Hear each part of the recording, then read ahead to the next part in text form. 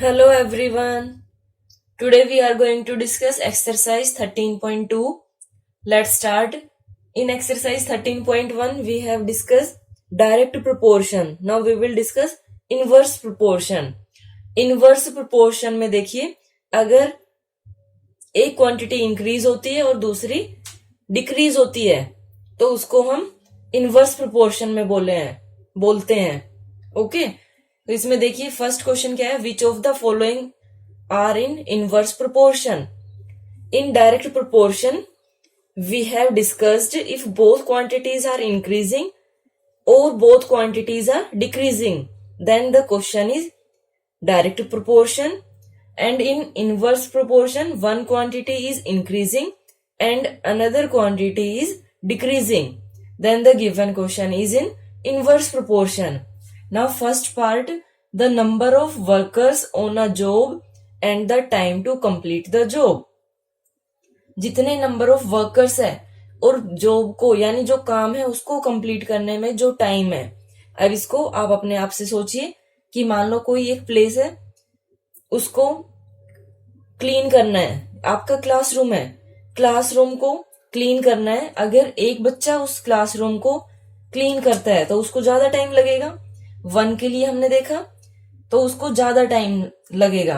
अगर 2 बच्चे होंगे तो कम टाइम लगेगा. यानी नंबर ऑफ चिल्ड्रन अगर हम इंक्रीज कर रहे हैं तो टाइम कम हो गया. अगर 10 चिल्ड्रन को वो काम दिया जाए तो वो और भी ज्यादा जल्दी करेंगे. यानी नंबर ऑफ चिल्ड्रन जब हम इंक्रीज कर रहे हैं तो जो टाइम है वो डिक्रीज हो रहा है. तो ये किस में है, ये इनवर्स में है. ओके, जो इनवर्स में है उसको मैं टिक करूंगी और जो इनवर्स में नहीं है उसको नहीं करूंगी. फर्स्ट इनवर्स में है. देन सेकंड देखिए, time taken for a journey and the distance travel in a uniform speed. Speed इसमें फिक्स कर दी है कि स्पीड वही रहेगी.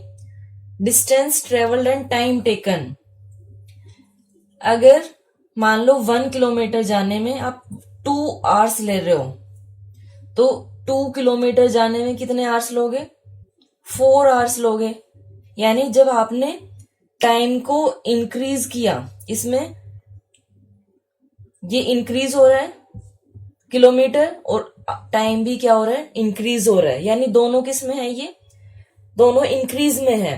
अगर ये दोनों इंक्रीज में है तो ये किस में होगा, डायरेक्ट में होगा, ये इनवर्स में नहीं है.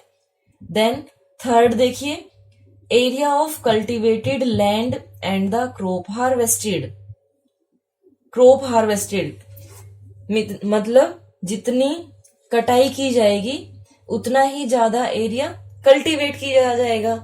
ओके, मान लो इतने एरिया में अगर हार्वेस्टिंग की है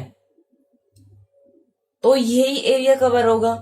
अगर ज्यादा हार्वेस्टिंग करोगे तो ज्यादा एरिया आएगा कल्टीवेटेड. तो इसके लिए किस में होगा, ये डायरेक्ट में. ओके, तो ये चीज ध्यान रखना. देन फोर्थ देखिए, time taken for a fixed journey and the speed of the vehicle. अब इसमें हमें फिक्स क्या दे दिया, जर्नी, यानी जो डिस्टेंस है वो फिक्स कर दिया. डिस्टेंस फिक्स कर दिया, टाइम और स्पीड. अब टाइम और स्पीड में कैसे, मान लो आप घर से स्कूल जाते हो, अगर आप तेज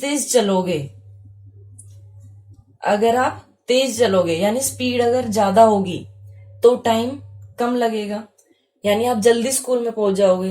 अगर आप धीरे धीरे चलते हो, स्पीड अगर आप अपनी कम करते हो तो आपको ज्यादा टाइम लगेगा स्कूल पहुंचने में. यानी एक इंक्रीज हो रहा है, दूसरा डिक्रीज हो रहा है. तो ये किस में हो गया, इनवर्स में हो गया. इसके लिए फॉर्मूला हम नेक्स्ट क्वेश्चन में करेंगे कि कैसे फॉर्मूला यूज करते हैं. Then fifth is the population of a country and the area of land per person. Population और लैंड पर पर्सन, अगर मान लो किसी के 4 बेटे हैं और उसके पास ये पूरी लैंड है, अगर एक बेटा होता तो ये पूरी लैंड उसकी होती. ठीक है, यानी अगर नंबर ऑफ पर्सन कम है तो लैंड उसके पास, ये नंबर ऑफ पर्सन कम है, लैंड उसके पास ज्यादा है. अगर मैं बोलूं कि उस पर्सन के 4 सन है, 4 बेटे हैं, तो इसके 4 पार्ट हो गए. यानी जब मैंने नंबर ऑफ पर्सन इंक्रीज किया तो लैंड क्या होगी, डिक्रीज हो गई।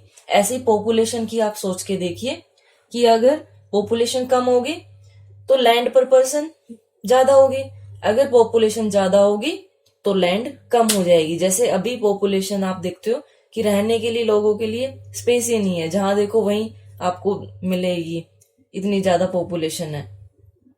Okay, now question number 2, complete the table and tell whether the prize money given to each winner is directly और इनवर्सली प्रोपोर्शन। ये टेबल को आपको कंप्लीट करना है और चेक करना है। तो पहले हम इसको चेक कर दें। इसके लिए फॉर्मूला हमारे पास क्या है, अब मैं फॉर्मूला आपको बताती हूँ। If the,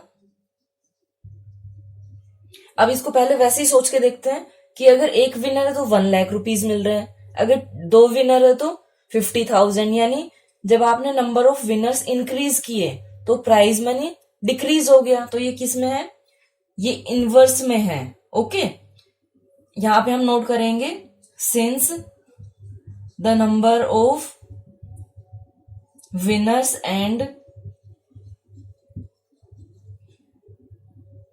prize for each winner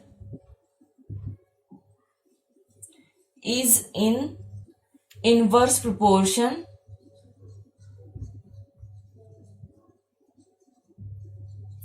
अब इसके लिए फॉर्मूला करते हैं हम। इसके लिए फॉर्मूला हमारे पास क्या है, x1 बाय y1 जो हमने अभी किया था, x2 बाय y2। एक्सरसाइज 13.1 में हमने ये यहां तक किया था कि इन दोनों को हम क्रॉस मल्टीप्लाई करते हैं तो ये डायरेक्ट में होता है। इनवर्स में क्या होता है, हम ऐसे मल्टीप्लाई करते हैं और ये दोनों इक्वल आना चाहिए जब हम इसको मल्टीप्लाई करते हैं।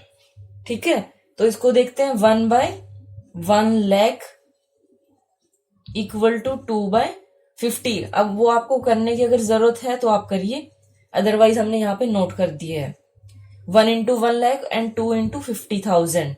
तो ये हमारे पास क्या आएगा, 1 इंटू 1,00,000 इक्वल टू 2 इंटू 50,000। ये हमारे पास 1,00,000 आ गया, दोनों इक्वल आ गए। अगर दोनों इक्वल आते हैं तो ये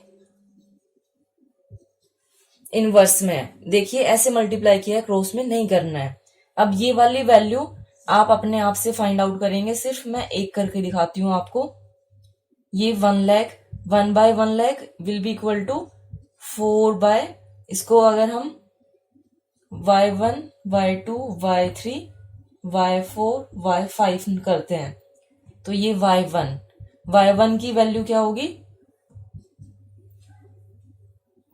y into 1 will be equal to, अच्छा ये हमें करना है मल्टीप्लाई ऐसे, 1,00,000 will be equal to 4 into y1। ये 4 मल्टीप्लाई है, जब हम इसको ट्रांसपोज करेंगे y will be equal to 1,00,000 divide bye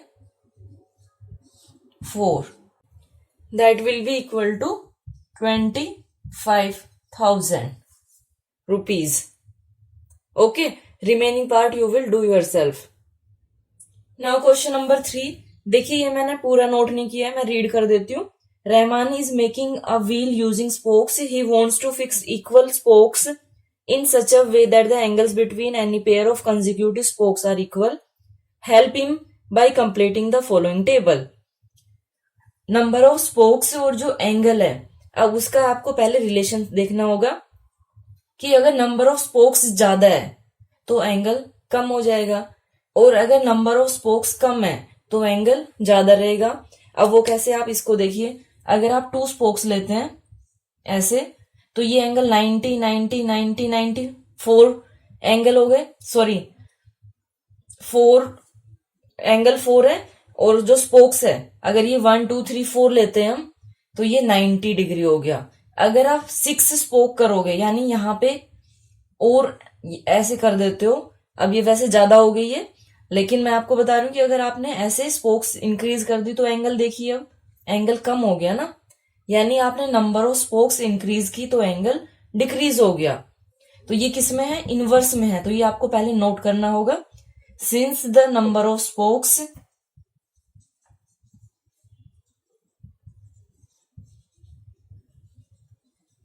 and angle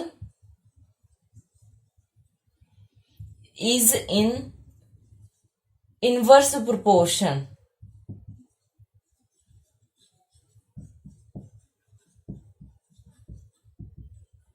अब इसके बाद हमें ये फाइंड आउट करना है, इसको मैं y1 y2 y3 ऐसे करती हूँ। अब या तो इसके साथ इसको कंपेयर करिए या इसके साथ करिए। अब मैं इसमें करती हूँ 6/60 will be equal to 8/y1। फिर हम लेते हैं 6/60 equal to 10/y2। Then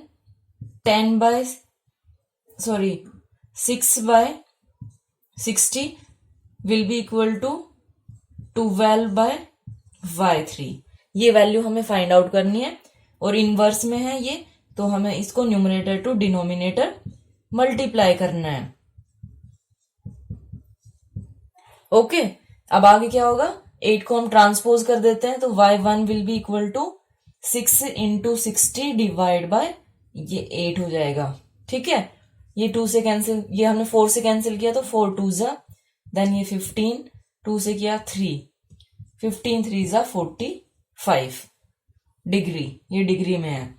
then same इसमें करेंगे हम 6 into y2 will be equal to 10 into 60। जब इसको सोल्व करेंगे तो y will be equal to 10 into 60 divide by 6, cancel किया, that is equal to 100 degree. Sorry, ये मिस्टेक हो गई यहां पे।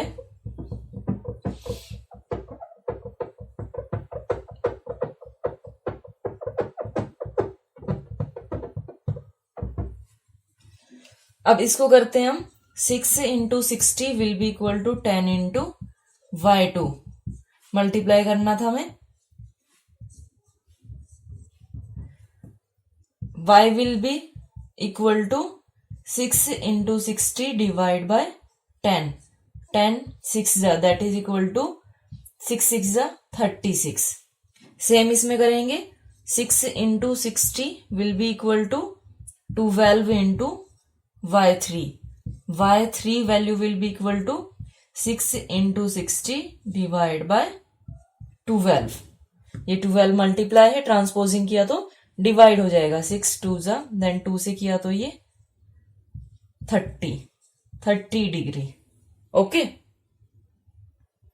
अब देखिए जो थर्ड क्वेश्चन है, टेबल कंप्लीट करने के बाद इसमें और क्वेश्चन पूछे गए हैं, first second and third. First question क्या है, are the number of spokes and the angle formed between the pairs of consecutive spokes in inverse proportion.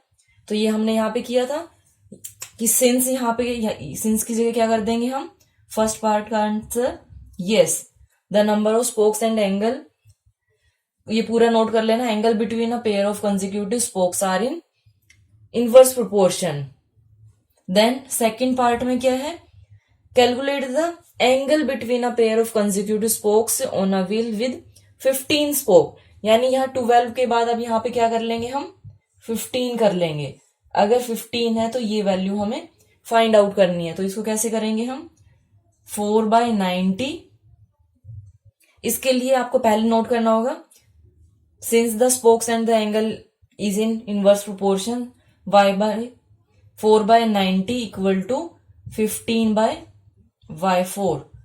अब इसको मल्टीप्लाई करेंगे हम, 4 into 90 will be equal to 15 into y4। y4 की value यहां से क्या आ जाएगी हमारे पास, 4 इंटू 90 डिवाइड बाय 15, 15 6 जा, 6 4 जा 24 डिग्री। देन थर्ड पार्ट में क्या है, how many spokes would be needed, यानी स्पोक्स हमें फाइंड आउट करनी है। इसको मैं x ले लेती हूं। If the angle between a pair of consecutive spokes is 40 degree, ये 40 डिग्री है। ओके, अब इसके लिए फाइंड आउट कर देते हैं हम। इसमें कोई भी ले सकते हैं आप, जरूरी नहीं है कि ये वाला लेना है या ये लेना है। ठीक है, जो हमने अभी फाइंड आउट किया है वो भी ले सकते हो आप। 15/y4 की वैल्यू क्या है, 24 will be equal to x/40 degree. तो ये मल्टीप्लाई करेंगे हम ऐसे, 15 into 24 will be equal to x into 40। इसको जब सोल्व करेंगे तो x will be equal to 15 into 24 divide by 40। 4 6 जा 4 10 जा 2 3 जा 2 5 जा 5 1 जा 5 3 जा दैट इज इक्वल टू 3 3 जा 9। So number of spokes equal to 9. Now question number 4. If a box of sweets is divided among 24 children, they will get 5 sweets each. How many would each get if the number of children is reduced by 4? तो इसके पास इस question में हमारे पास क्या है, box है ये जिसमें चिल्ड्रन और स्वीट्स गिवन है, sweets given to each children। ये हमारे पास टेबल है, चिल्ड्रन 24 और कितने स्वीट्स मिल रहे हैं 5। अब क्या बोला है कि चिल्ड्रन इज रिड्यूस्ड बाय 4। अगर 4 चिल्ड्रन आप रिड्यूस कर देते हो तो 24 minus 4 that is equal to 20। तो ये हमें फाइंड आउट करना है। अब आप खुद सोचिए, अगर कम बच्चे हैं तो ज्यादा स्वीट्स मिलेगी और अगर ज्यादा बच्चे हैं तो कम स्वीट्स मिलेगी। तो यहां पे हम नोट कर देंगे पहले, since the sweets and each children get sweet is in inverse proportion. अब इसके बाद नोट करते हैं हम 24 by 5 will be equal to 20 by y1। इसको सोल्व करते हैं हम, 24 into 5 will be equal to 20 into y1। y1 will be equal to 24 into 5, इसको ट्रांसपोज किया डिवाइड बाय 20, 5 4 जा 4 6 जा that is equal to 6 sweet. In last you will write yourself, if children are reduced by 4 then each children will get 6 sweets. Now question number 5. A farmer has enough food to feed 20 animals in his cattle for 6 days. How long would the food last if there were 10 more animals in his cattle? Question क्या है, number of days और animals, इसके लिए हमें table बनानी है, number of animals and number of days। ये 2 things हमारे पास है। इसके लिए टेबल क्या बनेगी, अब वो देखिए 20 एनिमल्स है, 6 डेज के लिए फूड है। अगर 10 मोर यानी 20 plus 10 that is equal to 30। अगर 30 एनिमल्स हो तो जो फूड है वो कितने दिन चलेगा, ये हमें इसमें फाइंड आउट करना है। ठीक है, तो इसमें आपको चेक करना होगा पहले कि ये किस में है। अब खुद सोचिए, अगर ज्यादा एनिमल है तो कम दिन चलेगा और अगर कम एनिमल है तो ज्यादा दिन चलेगा वो फूड। तो इसको हम पहले नोट कर देते हैं, उसके बाद सोल्व करेंगे। ओके, अब इसको हम सोल्व करेंगे तो ये ऐसे सोल्व हो जाएगा। देखिए क्वेश्चन बिल्कुल इजी लगने लग गए होंगे अब आपको, लेकिन सिर्फ आपको क्या समझना है इसमें कि ये क्वेश्चन डायरेक्ट में है या इनवर्स में है। अगर आपको ये समझ आ गया तो आगे क्वेश्चन इजी है। कितना आ गया ये 4 डेज। तो यहां पे आप लास्ट में अपने आप से नोट करेंगे, if there were 10 more animals in his cattle then the food will last for 4 days। Okay, thank you so much for watching my video and have a great day.